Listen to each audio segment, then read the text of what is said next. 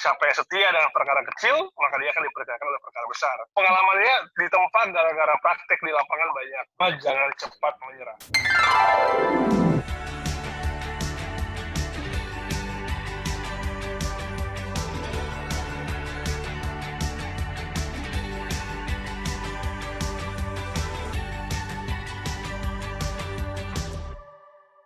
Halo teman-teman, kali ini kita akan ngobrol-ngobrol santuy dengan seorang advokat yang tidak usah diragukan lagi pengalamannya. Langsung aja nih, Bapak Jeki Tengens. Halo Pak. Halo, halo. Halo Pak, Mana kabar nih baik teman-teman nih? semua? Kenapa? Kabar baik nih? Baik, puji Tuhan. Walaupun Aman, dalam masa PSBB transisi kita harus tetap semangat, harus tetap semangat jaga ya. jarak, dan tetap sehat. Stay safe. Protokol kesehatan juga harus dijaga ya Pak ya, diikutin ya. Betul, betul. Protokol-protokolnya. Keluar mesti pakai masker, bawa hand sanitizer, ya jaga jarak lah. Gitu. Oke, jaga jarak. Tapi BTW nih teman-teman, buat yang belum tahu nih sebenarnya Pak Jeki, aku bacain ya profilnya. Keren banget profilnya. Ada Pertama, profilnya ya? Pak Jeki ini adalah lulusan Universitas Atmajaya, maksudnya Fakultas Hukum Iya, Atmajaya. Terus Atmajaya. kerennya lagi S2-nya di Tilburg University. Ngeri nggak? Mau lebih ngeri lagi, jurusannya Victimology and Criminal Justice. Waduh, Wadaw. Waduh. berat. Kemudian Pusing. alumni LBH Mor Sharon. Jabatan terakhirnya Kepala Divisi Non-Mitigasi. Ngeri nggak? Lebih ngeri lagi. Ini Tapi kayak horor, ngeri-ngeri semua. Tapi saat ini Pak Jeki udah buka law firm sendiri nih, namanya Tengens and Partnership. Betul ya Pak ya namanya ya Pak? Iya, betul. Betul. Tapi meskipun udah punya law firm sendiri, Pak Jeki juga Pak berpartner atau membantu DHP Law Firm saat ini. Betul ya Pak ya? Bergabung juga dengan DHP Law Firm. Gitu. Selain Pak Jeki berpraktisi sebagai advokat, Pak Jeki juga suka diundang-undang nih sebagai pembicara. Salah satunya, maksudnya jadi pembicara di kelas profesi khusus pendidikan advokat yang diadakan oleh Institute Criminal Justice Reform. Bener nggak Pak? Iya, betul. PKPA. Ya, PKPA. Tuh, bagi yang mau ikut PKPA nih, nanti bisa ketemu sama Pak Jeki, salah satu pengajar di PKPA ICGR, ada Pak Jeki. Yes. Gitu. Betul. Mantap banget sih Pak. Bisa dong Pak, gimana dong? Maksudnya Pak Jeki ini kan bermula dari ikut LBH ya Pak, atau sebelum LBH ada ikut kantor hukum lain? Iya, jadi paling tadi sebenarnya udah diceritakan tuh kayak apa ya namanya CV singkat lah.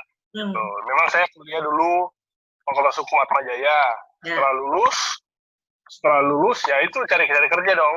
Biasanya kan kalau kita Fakultas Hukum pengen kerja langsung di law firm besar yang segitiga emas, makanya di Sudirman, Kuningan, Tamrin, udah pasti lah. Apalagi saya kuliah di Atmajaya kan di Semanggi, di mana sentralnya di segitiga emas itu. Jadi pola pikirnya pas ketika mau lulus, gue pengen kerja di situ dong. Tapi ternyata ya jalan Tuhan ya, mungkin nasib, ngelamar ke sana, yang merespon CV saya waktu itu paling duluan adalah ya LBH Mausaron waktu itu. Di namanya GLBH ya di situlah gitu saya dilatih. Saya masuknya tahun 2011 awal, Januari 2011. Di situ saya bertemu dengan advokat senior namanya Pak Hotma Sitompul. Beliau itu pengasuhnya LBH Saron. Seorang legend. Ya, senior lah ya, pasti seorang senior ya. Iya. Kita hormati lah begitu. Ya. Nah di situ saya belajar banyak bagaimana ketika pertama paradigma saya pengen nanganin kasus gede, perusahaan gede, kliennya langsung dari luar negeri, di situ diubah benar-benar cara pola pikir saya menangani kasus itu. Kau pertama tangani dulu kasus-kasus LBH kalau diajarkan oleh Pak Hotma waktu itu. Sebelum kamu menangani perkara-perkara besar, kamu harus dipercayakan dulu menangani perkara kecil, karena siapa yang setia dengan perkara kecil, maka dia akan dipercayakan oleh perkara besar.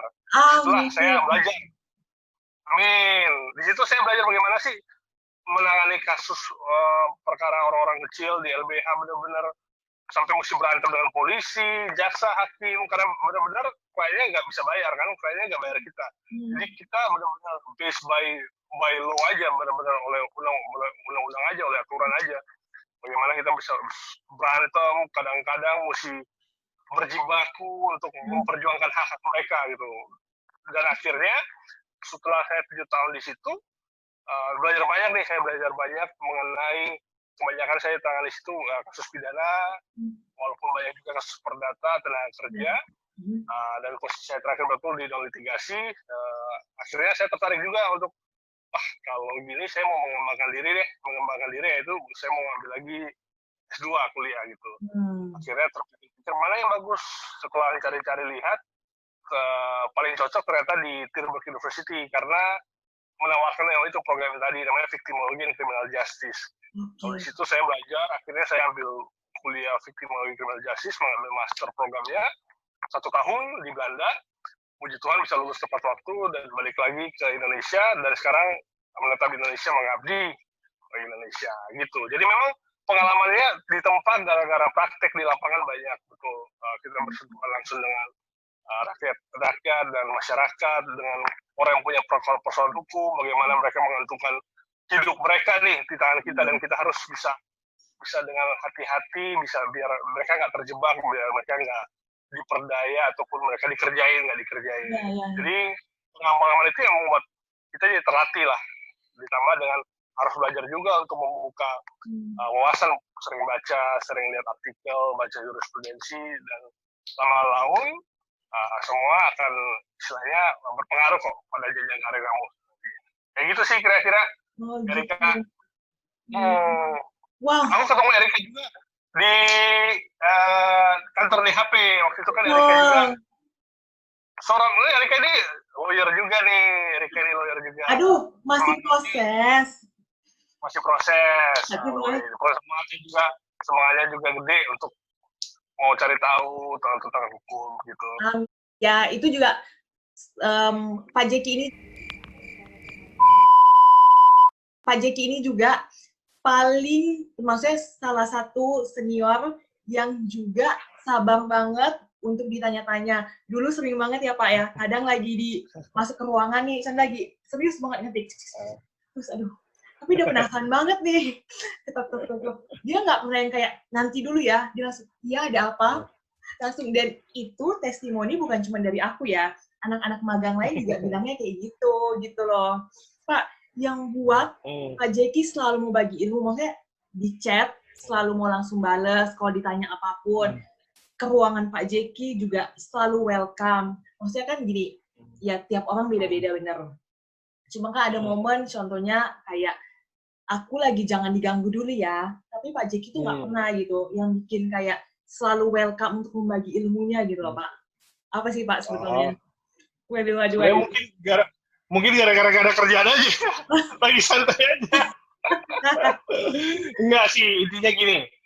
Kalau saya sih dulu ketika kerja di LBH, kita punya penasihat senior. Jadi kita sebagai junior, pastinya haus ilmu, haus praktek. Bagaimana sih, bagaimana penanganan kasusnya.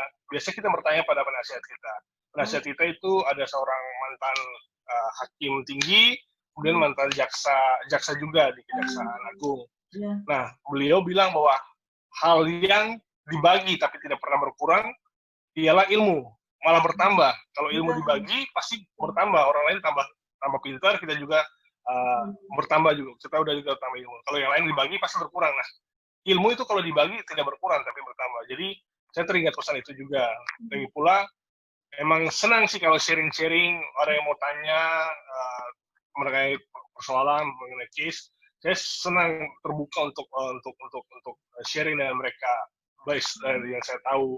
Makanya beberapa kali juga saya diminta untuk mengajar di PKPA, Pendidikan Khusus Profesi Advokat, ada tema tentang peradilan Indonesia, SPPA, Sistem Peradilan Pidana Anak. Jadi apa yang saya tahu dari regulasi, dan saya combine dengan praktik, saya sharingkan kepada mereka. Jadi para calon-calon advokat ini bisa dapat tambahan pengetahuan lah. Dan itu kuncinya adalah jangan pelit berbagi. Jangan disimpan sendiri ilmunya, jangan disimpan sendiri, yang mau tahu sendiri. Jangan, itu kita bagi aja, karena dia pasti akan ingat kita nih. Dalam artian seperti misalnya Erika nih, Erika malah ngundang saya kan untuk bikin video, gara-gara memang mungkin karena sering berbagi. Jadi itu pasti akan ada namanya pay it forward lah. Kita berbuat kebaikan terus, sharing terus. Gak ada salahnya kok untuk kita saling berbagi seperti itu. Oh gitu. Tadi kan, ini ya Pak Jeki kan kayak tadi, maksudnya pekerjaannya banyak, bukan cuma di law firm sendiri, di DHP juga. Kemudian juga di undang-undang jadi pembicara. Gitu kan. Tapi Pak Jeki juga sering tuh share hobinya, nge-bike, sepedaan, main game. Main game. Ya, dan semua itu, ya. Maksudnya semua itu tuh Pak Jeki bisa bagi waktu gitu loh. Padahal maksudnya nanganin case itu 2 law firm yang Pak Jeki tanganin beserta dengan hobi, tapi masih bisa fresh, masih bisa segar. Bagi waktunya gimana? Jujur, kalau aku bagi waktunya emang agak susah nih. Maksudnya lebay banget sih ya. Maksudnya kayak pulang kantor kadang udah capek, mandi segala macam, udah mau leha-leha kayak gitu. Tapi Pak Jeki tetap bisa gitu loh bagi waktunya loh. Hebat loh. Padahal kesibukannya panjang maksudnya. Ya. Kalau saya sih gini ya, pertama memang manajemen waktu yang paling penting. Jadi kita bisa membagi prioritas. Pertama, misalnya kalau ada perkara dan deadline, biasanya perkara dan deadline itu saya selalu prioritaskan dulu. Artinya kita kerjakan dulu itu. Beres itu, baru kita bisa beralih ke pekerjaan lainnya. Bedanya nih, kalau ini saya nggak tahu nih, tapi penelitian bilang bahwa cowok itu beda dengan cewek. Cewek malah bisa lebih multitasking. Artinya dia bisa langsung sekali kerjain mana-mana. Kalau saya memang, saya fokus kalau ketika ada perkara ini, kerjaan ini, fokus benar-benar mesti dikerjain dulu. Jadi kalau misalnya kayak kerjaan dokumen, saya di kantor biasa langsung tutup pintu dulu, pakai headset, biar bisa fokus untuk mengerjakan itu. Betul. Nah, kayak gitu. Kalau itu bisa beres dulu, barulah saya bisa next step kemana. Karena saya nggak bisa multitasking juga, karena memang fisiologi sebagai cowok kali ya. Tapi bagaimana bisa membagi waktu, memang harus kita lihat prioritasnya. Taruh dulu prioritas pertama yang mana. Kalau bagi saya, prioritas pertama adalah yang mana membutuhkan istilahnya waktunya paling mendesak untuk dikerjakan deadline-nya. Setelah itu barulah saya bisa mengerjakan. Biasanya kalau malam itu balik ke rumah, saya tuh agak menghindari namanya untuk membawa permasalahan ataupun persoalan dari kantor ke rumah gitu. Biar di rumah lebih rileks. Makanya di rumah setelah jam kantor mungkin saya bisa mengerjakan hobi saya, main sepeda. Ya itu gara-gara PSBB juga sih. Kan nggak ada olahraga nih. Akhirnya ya udah beli sepeda lipat, kita bisa, yang penting olahraga. Kalau enggak ya selama 3 bulan di karantina ya kita pusing juga kan, mesti ada istilahnya membagi kesibukannya. Makanya sepeda juga, saya suka olahraga, suka futsal. Cuman gara-gara PSBB ya futsal nggak mungkin, makanya sepeda aja. Betul. Selain itu ya juga main game, biasanya malam. Tapi jangan sampai mengganggu waktu tidur juga, biar bangunnya pas, waktunya tepat. Jadi kita bisa prioritas untuk kerjaan-kerjaan lain. Jadi sebenarnya balik lagi ke diri kita, kalau bagaimana sih manajemen waktu, mana yang harus diprioritaskan dulu, dikerjakan dulu. Setelah itu barulah kita lihat, oh ini bisa beres, baru bisa istilahnya lebih gampang lah untuk menyelesaikannya. Kayak gitu sih menurut aku. Pak Jeki belajar manage waktu, memprioritaskan itu memang sudah dari sejak dulu kuliah, atau justru sadar setelah kerja nih Pak? Kalau saya ini dulu kuliah tuh suka organisasi. Dari pas kalau di S1 tuh saya tuh ya ikut organisasi namanya Forum Diskusi Mahasiswa juga. Di situ saya ikut juga dalam kepengurusan. Makanya di situ diajarkan nih cara untuk sosialisasi dengan sesama, cara untuk membagi waktu, urusan organisasi, urusan akademis, urusan istilahnya sosial sendiri. Jadi di situ udah terlatih nih mana yang harus diprioritaskan. Jadi pas ketika saya kerja di dunia kerja juga saya udah terlatih untuk itu, karena memang bagi nih teman-teman yang masih kuliah mungkin ikut organisasi banyak-banyak deh, karena di situ kalian akan dilatih untuk soft skill kalian nih, bagaimana untuk melatih public speaking kalian juga, melatih bagaimana kalian membagi waktu, manajemen waktu. Makanya ketika setelah lulus kuliah, kerja, kalian udah bisa lebih gampang untuk beradaptasi menurut aku. Pas saya kuliah S2 juga, di Belanda sana saya ikut organisasi juga di PPI Tilburg. Situ juga saya ketemu banyak orang, bagaimana berinteraksi, bagi waktu untuk kuliah, ngerjain tesis, masih juga ada waktu untuk social relation, begitu. Jadi memang semuanya itu dibangun dari lingkungan pertemanan dan dibangun dari memang dasar organisasi sih menurut aku. Kayak gitu. Oh gitu, berarti ini sedikit info nih, hasil dari Stalker. Pak Jeki kan dulu waktu kuliah di Tilburg sebagai presidium mahasiswa dari Indonesia ya di sana ya, kalau nggak salah. Ya, presidium di PPI Tilburg. Berarti kuncinya salah satunya adalah manage waktu, dan mungkin Pak Jeki juga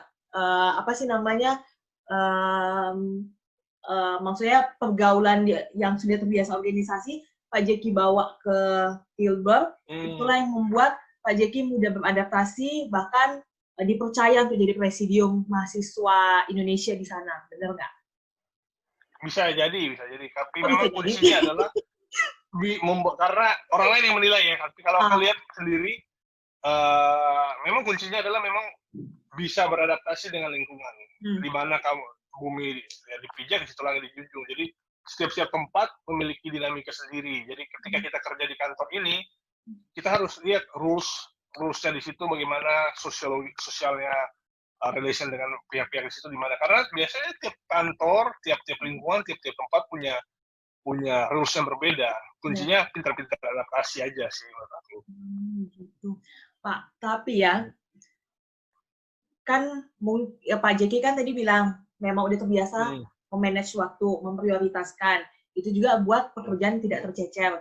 Tapi pernah nggak sih Pak kerja sampai sakit? Soalnya kan advokat tuh pada umumnya kan biasa tuh ngedrafting sampai pagi gitu ya. Pak Jeki mengalaminya juga dan sampai pernah sakit nggak sih Pak? Atau nggak pernah gitu? Advokat yang tidak bisa melenceng ke kanan dan ke kiri, sehingga nanti panggang charcoal. Oke, Pak, jangan lupa dikunjungi.